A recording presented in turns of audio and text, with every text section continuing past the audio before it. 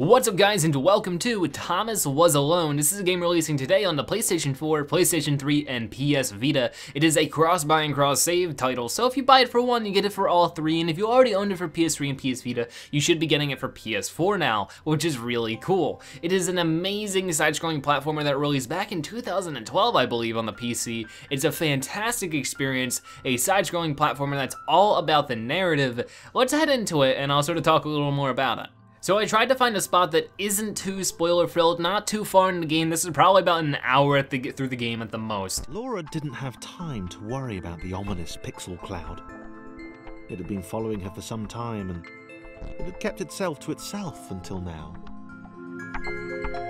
More important was the little orange thing, which was looking at her in a way that she kind of, well, liked.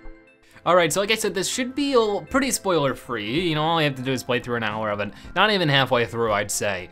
But it's just like, really cool because it's like, that narrator is really important to the game because these blocks have personalities and their personalities really reflect on what they can do. And sort of vice versa. What they can do reflects on their personalities. Christopher, the orange block, is sort of slower and smaller. He can get into smaller spaces, but he's slower and that makes him sort of a jealous, conceiting kind of block.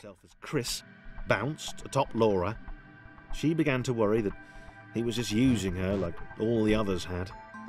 They'd all bounced too, and then they disappeared when her back was turned. And Laura here can be bounced off of, and to be honest, I don't really know what personality trait that links to. But it's just, you have these different characters like Thomas and like John that have these, personalities that reflect off their, their what they can do. Cloud ever remains, looking a little bigger and a little less hungry with every disappearing friend.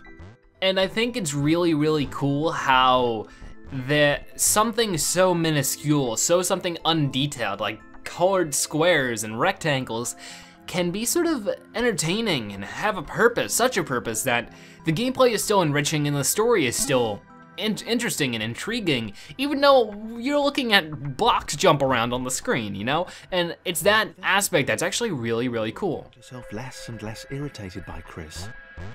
She started to miss him when he wasn't there, on another platform or something. And there's character progression and character relations and all that kind of stuff that actually makes the story worth grasping. And there's danger involved. And while it might seem like colored blocks on the screen, it's so much more. And it's that perspective shock that it gives you, which is really, really cool. What he was up to? Was he missing her? He wasn't saying very much. Okay then, and of course it's a puzzle platformer, so, we have these elements where we have to we have an obstacle, and the difficulty with it is trying to get to the end. Of course, each block has to get to the end in some way, in another, and definitely some parts are more challenging than others. The more blocks you have, the more you have to get to the end. So, the bigger your posse gets, the more it can be difficult. In love. She was perfect. He had to tell her so. At some point, he would definitely tell her. And the characters and the narrator are really endearing too. Ominous pixel cloud wasn't about though. Yeah, probably best to wait. I really don't like this level though because you have to do this. And just jump, and jump, and jump, and jump.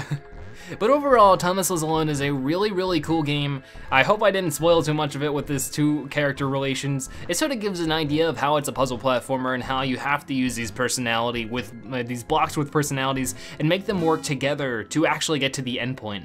And how there's story related. Here we have more characters. This red one is Thomas. He's the character you start with. He's sort of, silly, but I don't know. And then John is overconfident and cocky. He can jump the highest and he's the tallest. He thinks he can do everything himself. He was massively disappointed to run into the gang again. He'd enjoyed the alone time with his new girlfriend. And that's the fun of it. I really do think this is a fantastic game. Of course, it's not for everybody.